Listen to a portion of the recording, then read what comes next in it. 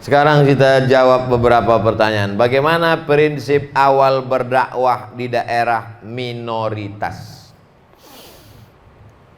Ada ulama besar di Sumatera Utara.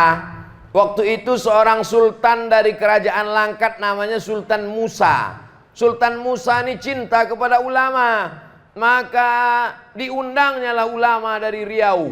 Ulama itu bernama Syekh Abdul Wahab Rokan.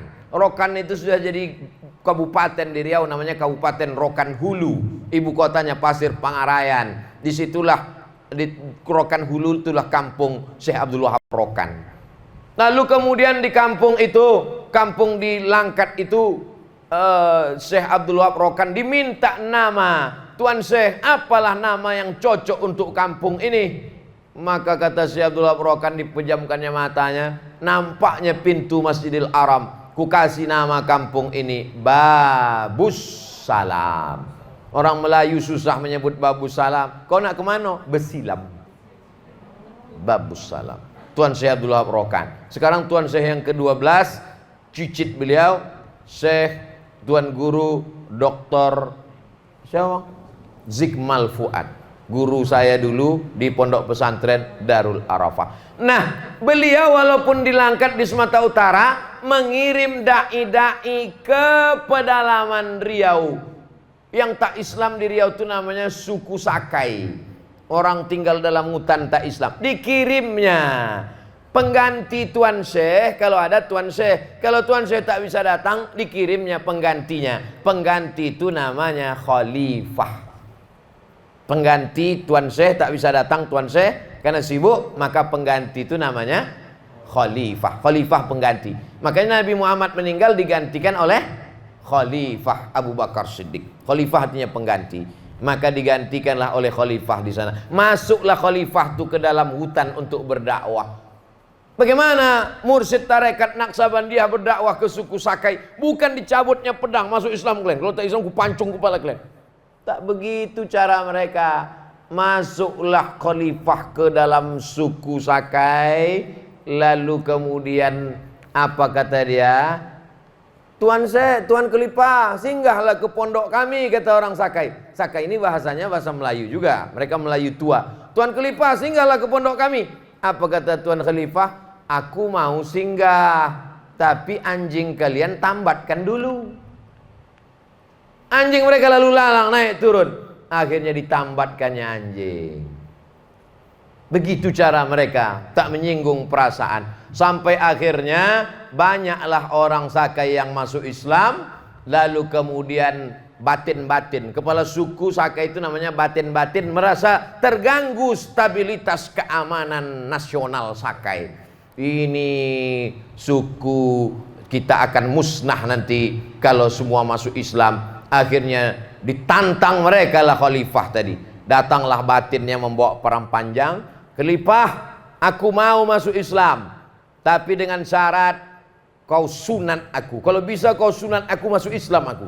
Oh, biasanya mereka ini kebal, ditantangnya khalifah Syekh Abdul Wahab Rokan. Kalau bisa kau sunat aku masuk Islam aku. Datang kata khalifah, dipanggilnya muridnya. Muridku sini, kalau untuk menyunat kau ini tak perlu aku, cukup muridku aja. Datang kata muridnya, kalau untuk menyunat kau tak perlu depan pisau, cukup belakangnya aja. Disapunya sekali, putus barang.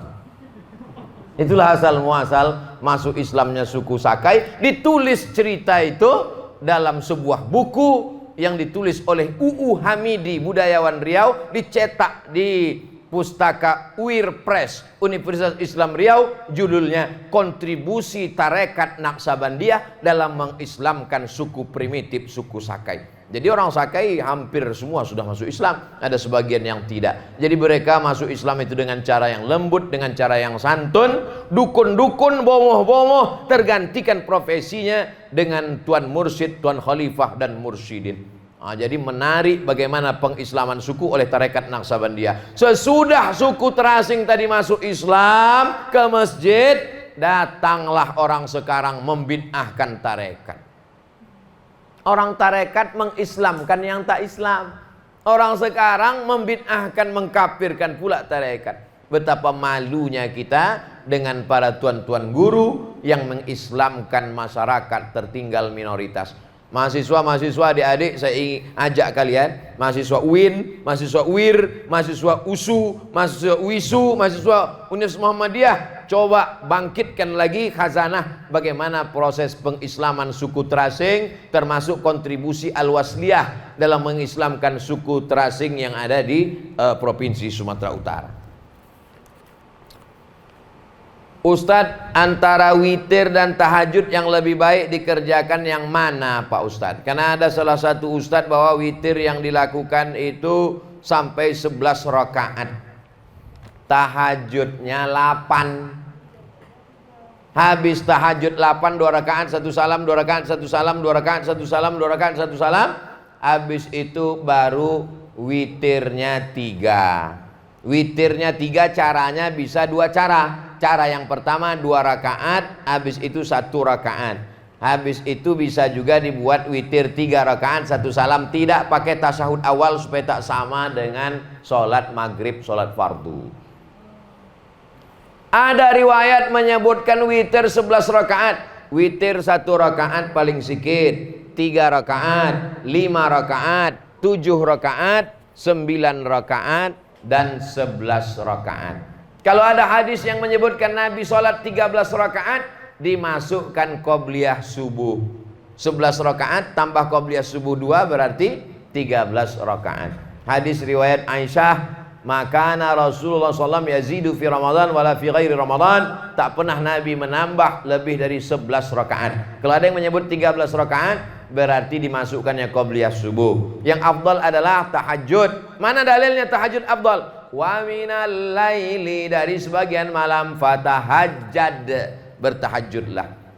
Nafilah talak sebagai amal tambahan. Amal pokoknya mana? Subuh, zuhur, asar, maghrib, isya. Amal tambahannya inilah tahajud malam. Asa rabbuka ayyab'asaka rabbuka maqamam mahmuda.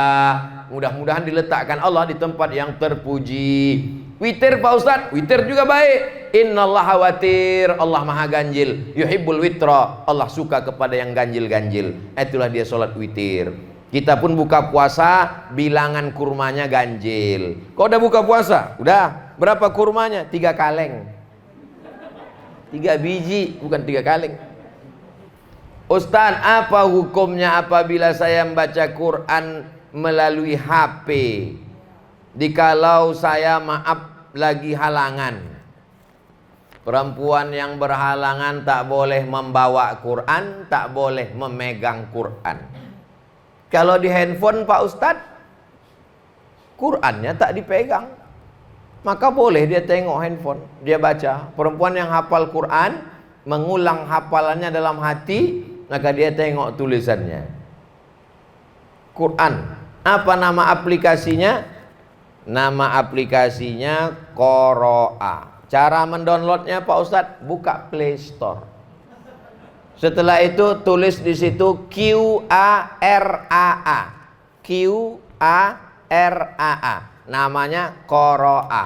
Yang punya ini jamaah kita. Qoro'a, belajar Quran dan ibadah. Aplikasi ini bagus. Dengan Qoro'a ini kita bisa mendengarkan bacaan hafalan kita. Kalau salah dikasih taunya. Nama handphonenya smartphone. Handphonenya cerdas. Yang punya tak cerdas. Smartphone. Jadi kalau kita salah dikasih taunya. Kau salah, kau salah, kau salah, kata dia. Nah, namanya Qoro'a. Dan ada di situ Quran.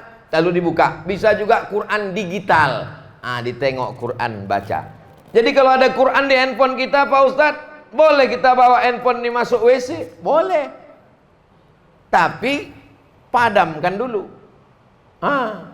Pas gelap tuh baru masuk WC. Jangan pas terang nampak, ya ayyuhallazina amanu. Boleh. Padam dia gelap, baru masuk ke dalam WC. Mana boleh Pak Ustadz? Boleh, karena dia mati. Sama juga macam kepala kita ini. Kan ada di Qul Huwallah di dalam kan? Qul Huwallah, Qul ya ayyuhal kafirun, kan ada. Waktu kita masuk WC kita tinggalkan otak ini di pintu, kan tidak? Kalau ada orang melarang membawa handphone yang ada Qurannya masuk WC, tak usah marah-marah, suruh dia nanti pas masuk WC kau tinggalkan otak kau di pintu. Karena walaupun tak 30 juz, insyaallah juz 30 kan ada juga di situ. Yang tak boleh itu berbunyi dia. Berbunyi dalam WC itu. Baru tak boleh. Itu makanya jangan sampai nada panggil, nada dering ayat. Bismillahirrahmanirrahim. Iya perlu pas di ruang tamu, pas di WC.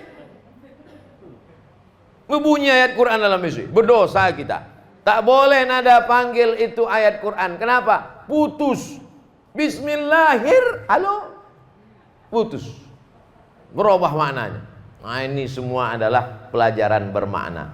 Jadi boleh sholat menengok Quran, sholat sunat. Nah, jadi kalau sholat tahajud malam, abangku tengok ayatnya kulhu aja. Besok malam kita tes 1 juz. Memang hafal abang Quran, kau tengok aja besok. Rupanya aplikasi. Bismillahirrahmanirrahim. Alif Lam Mim. Dzalikal kitabu la raiba fihi hudal lil muttaqin. Digasnya malam itu 1 juz 8 rakaat. Boleh menengok Quran. Pas mau rukuk sujud masukkan. Tapi kalau bisa dicari gambar pesawat dulu di atas, di off-kan dia. Di off-kan. Jangan sampai pas itu masuk telepon Ustaz Iqbal. Tahajud, Bang. Kena kita. Wallahu a'lam bishawab. Itulah kaji kita malam ini. Mudah-mudahan bermanfaat. Yang baik-baik datang dari Allah, yang tak baik datang dari hamba Allah yang dhaif. Jaga istiqomah amal Ramadan kita diteruskan di bulan Syawal.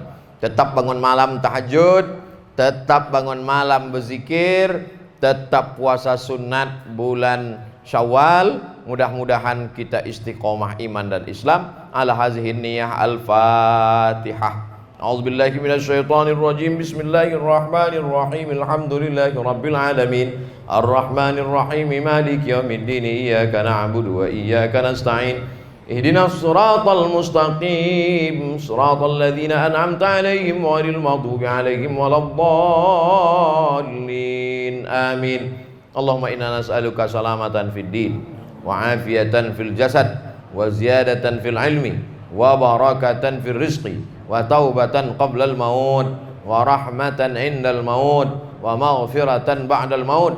Allahumma hawwin alaina fi sakaratil maut wan najata minan nari wal afwa indal hisab. Allahumma anzilir rahmata was salamata wal barakata ala hadhil jamaah wa khususan ala sahibi hadzal bait. Turunkan rahmat keberkahan kepada seluruh jamaah ini, khusus kepada sahibul bait ya Allah. Barik lahu fi umurihi, berikan berkah umur panjang. Barik lahu fi auladihi, berikan berkah anak soleh solihah. Barik lahu fi rizqi, berikan berkah rezeki halalan thayyibah. Allahumma rzuqnal istiqamata ala syariatil gharra wa tariqatil bayda, berikan kami istiqamah iman dan Islam.